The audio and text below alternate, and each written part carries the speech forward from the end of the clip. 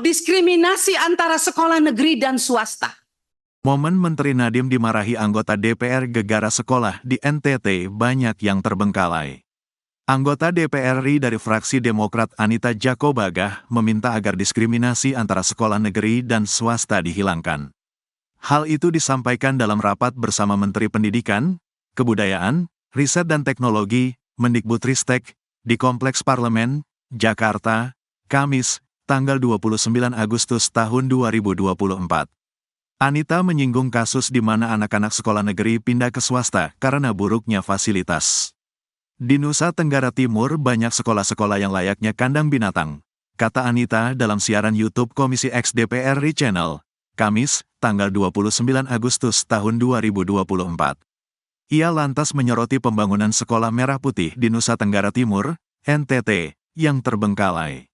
Kondisi tersebut membuat siswa akhirnya terpaksa belajar di bawah pohon. Padahal, pembangunan sekolah tersebut anggarannya mencapai 1,8 triliun rupiah. Untung anak orang gak mati kena gigit ular, imbuhnya. Anita merasa geram karena pejabat Kemendikbudristek terkesan diam dan tidak ada yang turun ke lapangan untuk melihat. Banyak anak-anak miskin yang terpaksa masuk ke swasta. Karena negeri tidak sanggup. Karena apa? Sarana prasarana kurang. Pembangunan sekolah sarana prasarana rusak. Tidak diperbaiki. Di Nusa Tenggara Timur banyak sekolah-sekolah yang layaknya kandang binatang. Sudah saya sebutkan berapa kali di ruangan yang terhormat ini. Tapi tidak ada tuh tindakan dari kementerian turun dan periksa dan lihat. Ada sekolah-sekolah yang namanya sekolah merah putih. Catnya merah, di atasnya putih. 1,8 triliun satu sekolah. Tapi lihat pembangunannya. Terbengkalai. Ambruk plafonnya. Anak-anak tidak berani lagi masuk. Untung tidak ada yang meninggal. Dan Bapak Ibu tahu, sekolah itu, sekolah merah putih itu yang anggarannya besar itu saat ini banyak yang terbengkalai.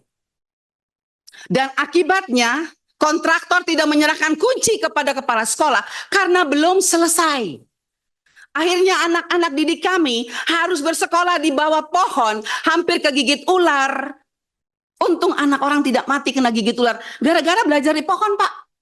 Karena mereka belum dapat, sekolahnya sudah dibangun tapi belum pasang plafon, belum dicat, kamar mandi belum selesai, lapangan belum. Mereka tidak berani serahkan kunci ke kepala sekolah.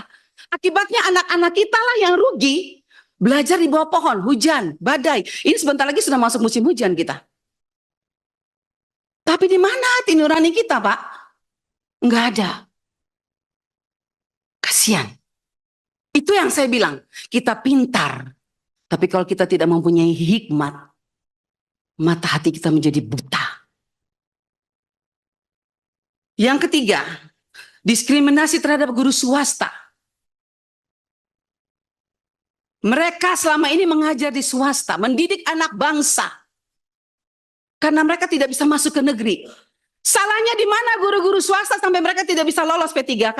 Kalaupun mereka lolos P3K, mereka dipindahkan ke negeri. Pertanyaan saya, terus anak-anak negeri yang ada di swasta itu, siapa yang mesti mengajar?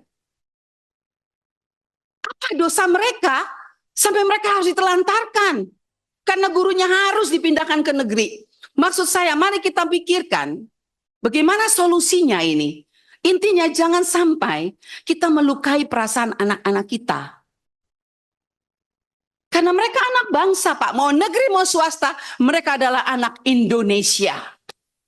Harusnya tidak boleh ada diskriminasi. Kalau memang harus merubah undang-undang, mari kita rubah undang-undang. Jangan kita diam, setiap tahun anggaran berjalan, tapi mereka tidak pernah terselesaikan masalah ini. Banyak sekolah-sekolah swasta yang gurunya tinggalkan anak didiknya. Bingung kepala sekolahnya, bagaimana ini?